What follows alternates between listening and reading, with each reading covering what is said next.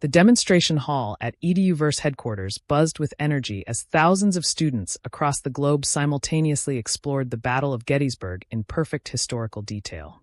Through our latest neural haptic interfaces, they could feel the summer heat, hear the cannon fire, and understand the complex strategies that shaped American history.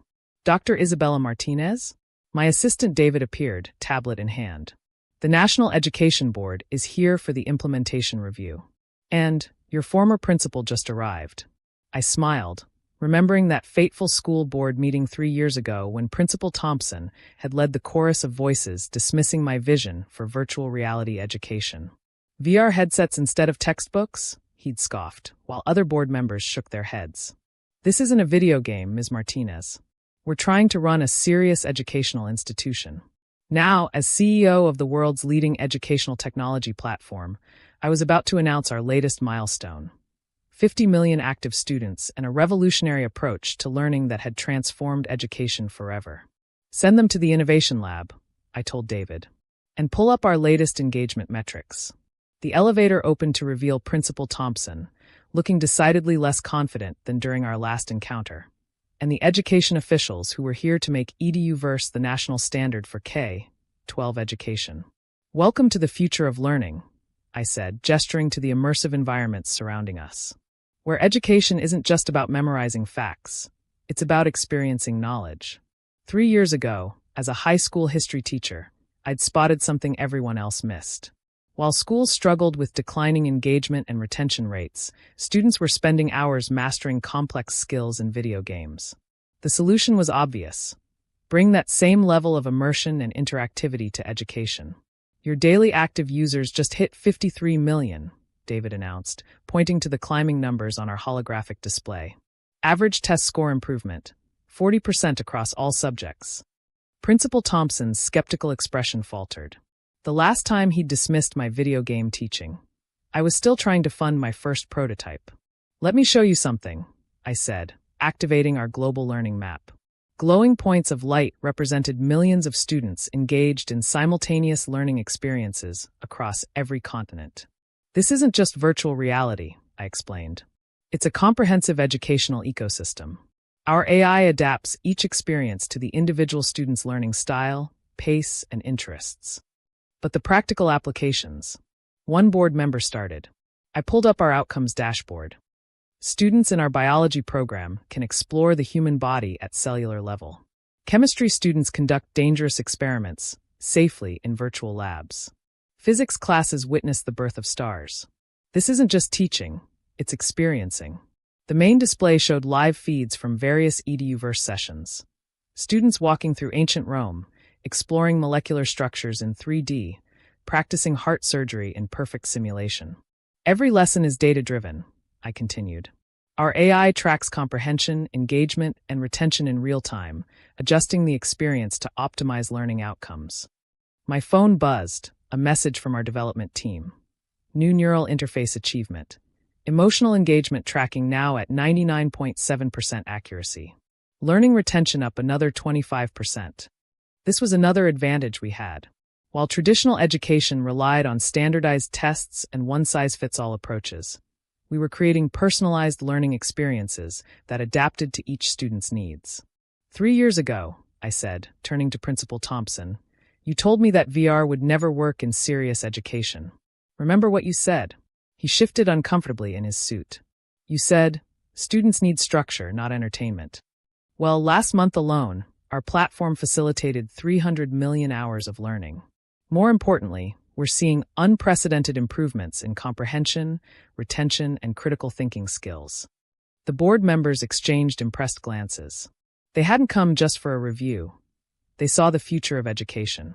Show them the language program, David suggested. I nodded, pulling up another display. Our immersive language learning environment has achieved what traditional methods couldn't in decades. Students achieve fluency 300% faster through virtual cultural immersion and AI-powered conversation practice. And the accessibility? A board member asked. Our platform works on any device, I replied. From high-end VR headsets to basic smartphones. We're democratizing access to experiential learning. The lab's environmental systems automatically adjusted as we entered a new simulation. Students could feel the climate of ancient Egypt while studying its history. But the real breakthrough, I continued, is in student engagement.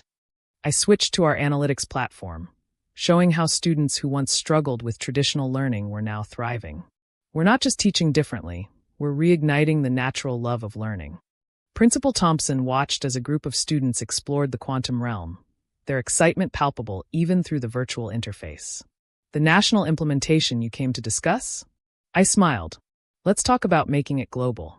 David appeared with a tablet. The results from the international pilot program just came in. Test scores up 60% in underserved regions. UNESCO wants to discuss immediate worldwide deployment. I nodded, remembering the days when I taught history with outdated textbooks, trying to make past events feel relevant to disengaged teenagers. Still think it's just video games? I asked Principal Thompson. Before he could answer, his phone buzzed with a notification from our system. His grandson, a former struggling student, had just completed an advanced physics course with top scores. You know what the real difference is between us? I said gently. You saw education as a process of information transfer. I saw it as an opportunity for transformation. You focused on maintaining traditional methods. I focused on unleashing human potential. Through the windows, we could see thousands of students in our outdoor learning plaza, using augmented reality to study everything from astronomy to zoology. Each one was learning at their own pace, in their own way, yet all were part of a connected learning community. This isn't just about replacing textbooks, I explained. It's about reimagining what's possible in education. When students can walk through historical events, conduct virtual experiments, and explore complex concepts in 3 dimensions, learning becomes an adventure. The wall of screens showed another milestone. Our 1,000th lesson completed, another student discovering the joy of learning through immersion. And we were just getting started. 6 months after the National Education Board meeting, I stood in our new Global Learning Center, watching as students from 150 countries simultaneously participated in the world's largest virtual classroom. They were exploring the depths of ocean trenches, witnessing the birth of galaxies, and conducting advanced physics experiments, all through our next-generation neural interface system. Dr. Martinez? David's voice came through my earpiece. The United Nations Education Summit is ready for your keynote. And the teachers' union that once opposed us wants to discuss a complete integration partnership. I smiled at the irony. The same organizations that had called virtual reality education dangerous and anti-teaching were now our strongest advocates. Your active student count just passed 75 million, David continued. Average academic improvement rates are setting global records across all subjects. My phone buzzed, a message from our chief learning officer. Breakthrough in our emotional intelligence tracking. AI can now identify and address learning blocks in real time. Student success rates up another 40%. This was why we were revolutionizing education. While traditional systems struggled to keep students engaged, we were creating learning experiences that students never wanted to leave. David, is everything ready for the global initiative announcement? Yes, ma'am. All feeds standing by. The Universal Access Program is live in 100 developing nations. I walked through our innovation lab, where educators and technologists work together to create the next generation of learning experiences. Today, we were unveiling something that would transform global education forever. The Secretary of Education is waiting in the virtual conference room, David added, along with education ministers from 30 countries. I entered our premier virtual meeting space, a dynamic environment that could transform into any learning scenario needed. Today, it appeared as a grand amphitheater, with representatives from around the world appearing as high-resolution avatars. Welcome to EduVerse Universal, I announced, the world's first truly accessible global education platform. The space transformed as I demonstrated our new system, a comprehensive learning platform that could work on any device, from premium VR headsets to basic mobile phones, ensuring no student would be left behind. Education isn't a privilege, I explained. It's a fundamental right. Today, we're making sure every child has access to the best learning experiences humanity can offer. The main display showed our impact metrics. Dropout rates plummeting in participating schools, literacy rates soaring in developing regions, and students from remote villages accessing the same quality of education as those in major cities. But the infrastructure requirements. One minister started. Are minimal, I finished. Our new compression algorithms allow full VR experiences to run on basic smartphones. We've eliminated the technology barrier. The virtual space transformed again, showing real-time feeds from classrooms worldwide. Students in rural Africa exploring advanced chemistry concepts.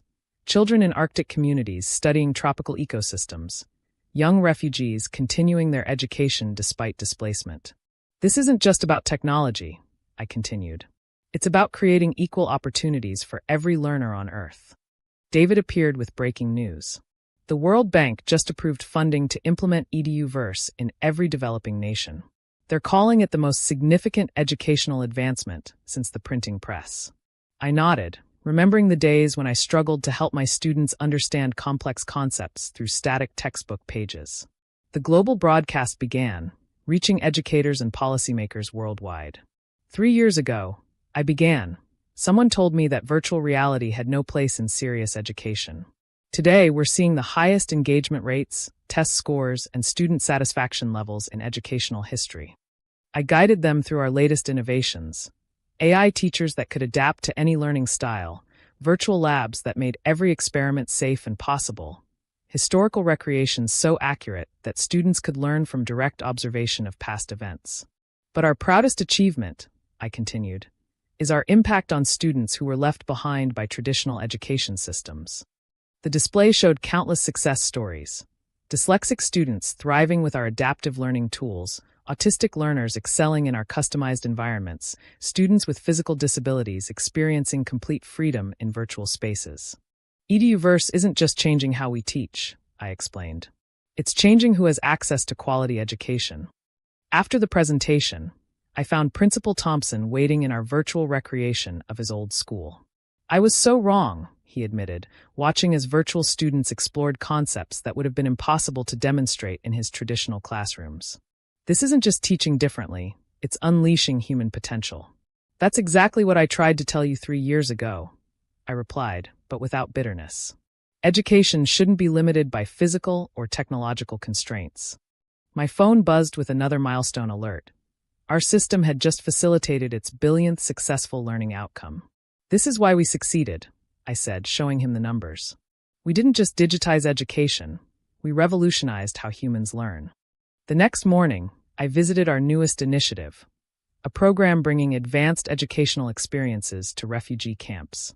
Children who had lost everything were now continuing their education through our platform, their faces lighting up as they explored virtual worlds of knowledge. The beautiful thing about virtual reality education, I told a group of visiting educators, is that it erases boundaries. Physical, economic, social. None of these limitations matter in the virtual learning space. My phone buzzed one last time. A message from our research division. New neural interface breakthrough. System can now adapt to learning styles we didn't even know existed. We may have just discovered new dimensions of human intelligence. I smiled, thinking of all the people who said VR education was just a fantasy. They hadn't seen anything yet. The daily user count ticked past 80 million as I prepared for another global session. Students from every corner of the earth were logging in, ready to explore, learn, and grow together in our virtual classrooms. Dr. Martinez?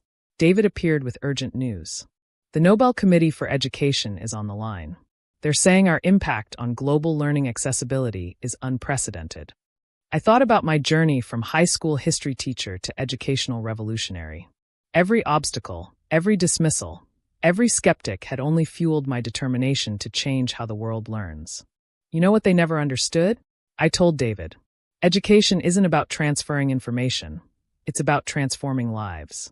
And sometimes the most powerful transformations come from the ideas people dismiss as impossible. If you've ever been told your vision was too ambitious, ever faced skepticism for believing that technology could democratize education, or ever had to choose between convention and innovation, remember this. Sometimes the craziest ideas are the ones that change the world. Subscribe if you want to hear more stories about transforming industries and challenging assumptions. Because every revolution starts with someone crazy enough to believe that learning shouldn't be limited by anything. Not geography, not economics, not tradition.